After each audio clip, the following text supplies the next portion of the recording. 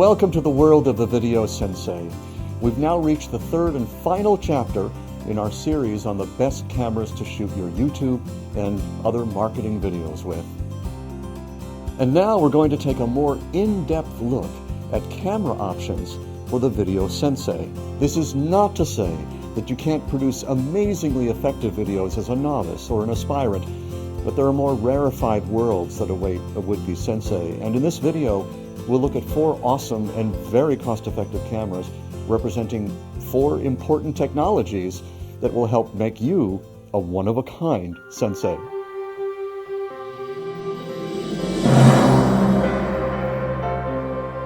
Hi, I'm Steve Washer with BrainyVideo.com. If you want to create more inspirational videos, better opt-in videos, and you already do storytelling with a kind of signature elegance, then you may already be a sensei. And now you just need a few more tools to make your message look and sound like it already does in your head.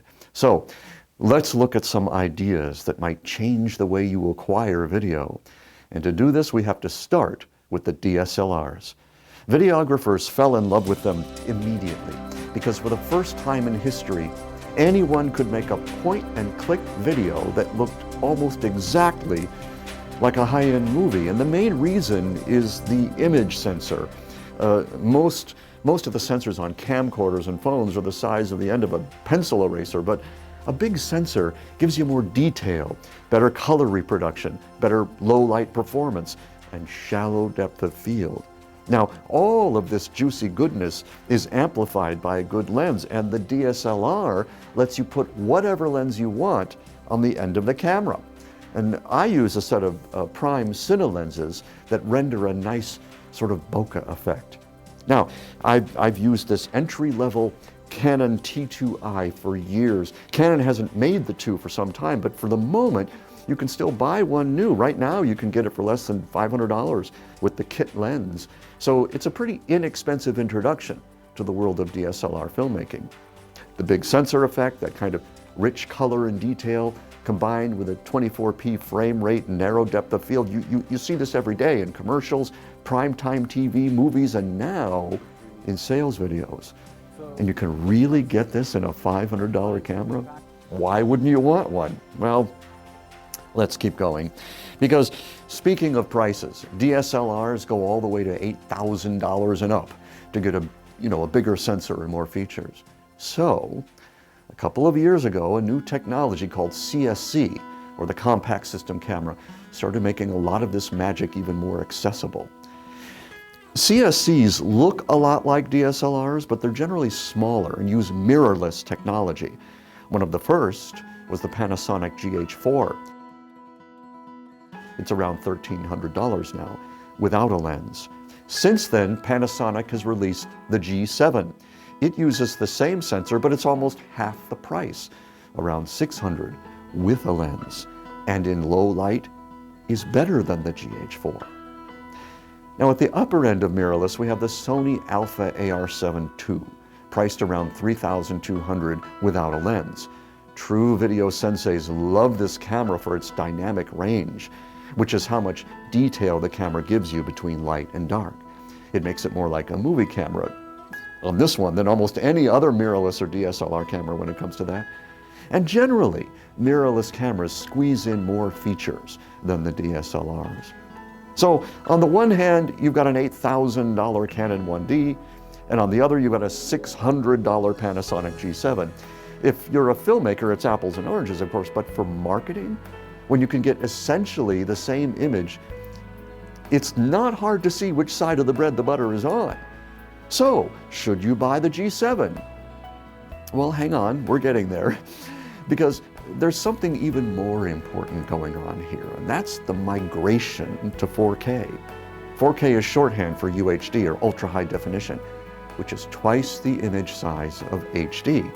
And this is important because 4K has been embraced faster than any other development in the history of video. HD took 10 years to be fully accepted. 4K, more like 2. But why? Well, 4K is just so useful. It gives the videographer and you a prettier, more complete, more realistic, and more forgiving picture. It gives the editor and you more choices. You can crop it, blow it up, pan across it, and all without any loss of quality. But where 4K really shines is when you release your video in 1080p, because that increases the richness of the color space and makes flesh tones and everything else look better. And green screening is so much faster. Now, keep in mind that 4K files are big, 4 or 5 times bigger than HD. So you need the right computer to edit with. Any newer Mac will do, say from about 2013 on, or a Windows machine with an i7 processor, 32 gigabytes of RAM, an SSD hard drive, and a graphics card with at least 2 megabytes of RAM. Beyond that, there are really no other barriers to shooting 4K. In fact, all the cameras I recommended to the aspirant and one for the novice shoot in 4K. The Panasonic G7 shoots in 4K. The Sony AR7 II does as well. Now, the Canon T2i does not. So why did I even recommend it? Well, this really comes down to your impression of the image. Is HD good enough for your marketing videos?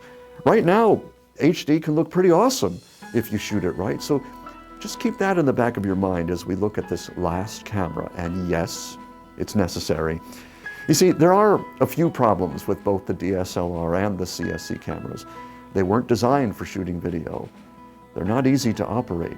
The T2i shoots for 10 minutes, then overheats. The Pani G7 goes for 29 minutes, then stops. And DSLRs that do shoot in 4K are still unaffordable. So I'd like to show you one more way to get shallow depth of field, incredible color clarity and detail, and 4K, and all in a videographer-friendly package. Because here's the thing, for me anyway, what really makes all this advanced technology work is when you don't have to think about it. And that means a video camera, not a still camera that also happens to shoot video. It's easier to see what you're getting, to handle audio, easier to handhold, and easier to operate. So, say hello to my little friend, the Sony AX100.